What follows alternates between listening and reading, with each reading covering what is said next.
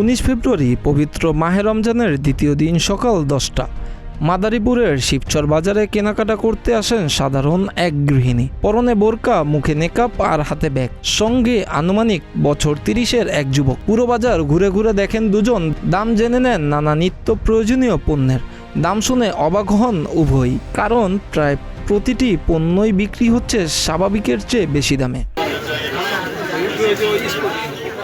এর কিছুক্ষণ পরেই ওই বাজারে অভিযান পরিচালনা করেন শিবচর উপজেলার সহকারী কমিশনার ও নির্বাহী ম্যাজিস্ট্রেট শাইখা সুলতানা। তবে ম্যাজিস্ট্রেট আসার খবরে বদলে যান ব্যবসায়ীরা। তারা জানান ক্রেতাদের নাগালেই নিত্য প্রয়োজনীয় সব পণ্যের দাম। অবশ্য বিক্রেতাদের এমন রং পরিবর্তন খুব একটা কাজে আসেনি, কারণ কিছুক্ষণ আগের ছদ্মবেশী সেই গৃহিণী আর কেউ নন, নির্বাহী ম্যাজিস্ট্রেট নিজেই। আর সঙ্গে থাকা ব্যক্তি শিবচর থানার এক উপপরিদর্শক।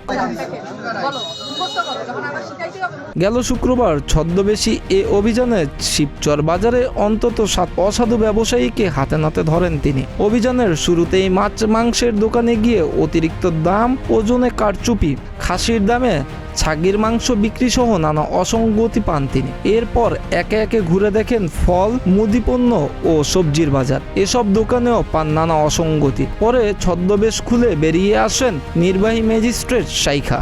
একে একে জরিমানা করেন 7 ব্যবসায়ীকে। ঘটনার আকস্মিকতায় ভ্যাবাচেকা খেয়ে যান ব্যবসায়ীরা। অঙ্গীকার করেন আর কখনো অসৎ উপায় অবলম্বন না করা ব্যক্তিরা। এসিল্যান্ডের এমন ছদ্মবেশী অভিযানের খবর সামাজিক যোগাযোগ মাধ্যমে ছড়িয়ে পড়তেই তাকে প্রশংসায় ভাসান নেটিজেনরা। মুখ খুলেন বিভিন্ন শ্রেণীর ভোক্তারা। পবিত্র রমজানে বাজার করতে গিয়ে নানা বিরূপ অভিজ্ঞতার কথা এসিল্যান্ডকে জানান স্থানীয়রা।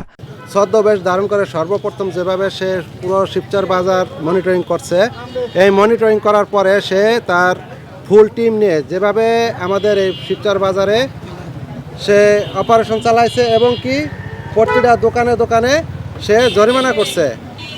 এই জরিমানা করার কারণে যাতে দোকানদাররা সবাই সতর্ক হয় এবং কি এইভাবে যদি এই অপারেশনগুলো অথবা এই ইনকোয়ারিগুলো যদি কন্টিনিউ চালিয়ে যায়, তাতে আমাদের যারা আমরা সাধারণ পাবলিক আছি তাদের জন্য খুবই ভালো হয়।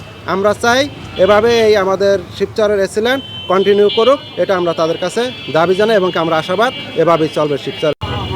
এই পবিত্র রমজান মাস উপলক্ষে ব্যবসায়ীরা যেভাবে উচ্চ মূল্যে বিক্রি করছে দ্রব্যমূল্যগুলা, এগুলোর কারণে সাধারণ পাবলিক যারা আছে আমরা তারা খুবই হতাশাজনক অবস্থায় আছি। আজকে দেখলাম আমাদের ভূমি ব্যবসায়ী ছিলেন স্যার, সে আপনি মোবাইল কোর্ট পরিচালনা করছে, সেখানে অনেকের অনেক টাকা জরিমানা করছে। আমরা চাই এই কোর্টগুলা সবসময় অব্যাহত রাখুক এবং রমজান মাসে মানুষের নাগালের ভিতরে দ্রব্যমূল্যের দামগুলা থাকুক।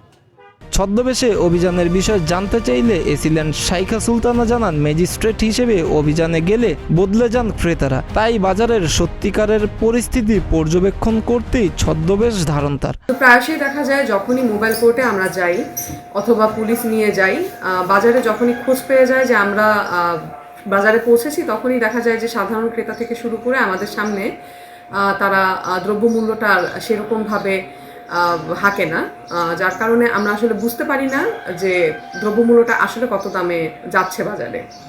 তো সেই উদ্দেশ্য থেকেই মূলত যে কত দামে আসলে পণ্য দ্রব্যগুলো বিক্রি হচ্ছে, এটা জানার উদ্দেশ্যেই সেদিন আমার এই ছদ্মবেশ ধারণ করা।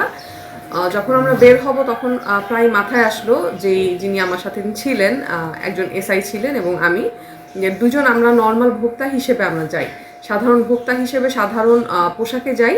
তো দেখা যায় যে আমি অনেক বছর যাবত এখানে কাজ করার কারণে সবার কাছেই চেহারাটা আমার ভীষণ পরিচিত।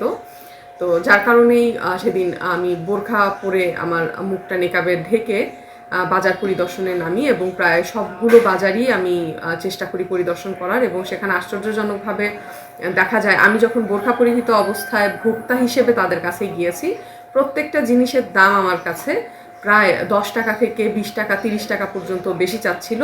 কিন্তু যখন আমি এবার ম্যাজিস্ট্রেট হিসেবে গিয়েছি সেই নর্মাল বেশে, তখন আবার আমার কাছ থেকে তারা কম দামে যাচ্ছিল।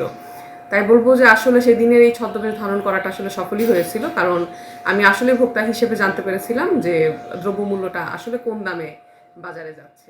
শিবচরে ছদ্মবেশী ওই অভিযানের পর নানা ইতিবাচক প্রতিক্রিয়া জানিয়েছেন নেটিজেনরা। রমজানে নিত্য প্রয়োজনীয় পণ্যের দাম স্বাভাবিক রাখতে পুরো দেশে এমন অভিযান পরিচালনার দাবি করেছেন অনেকে। মিরাজ হোসাইন, প্রতিদিনের বাংলাদেশ।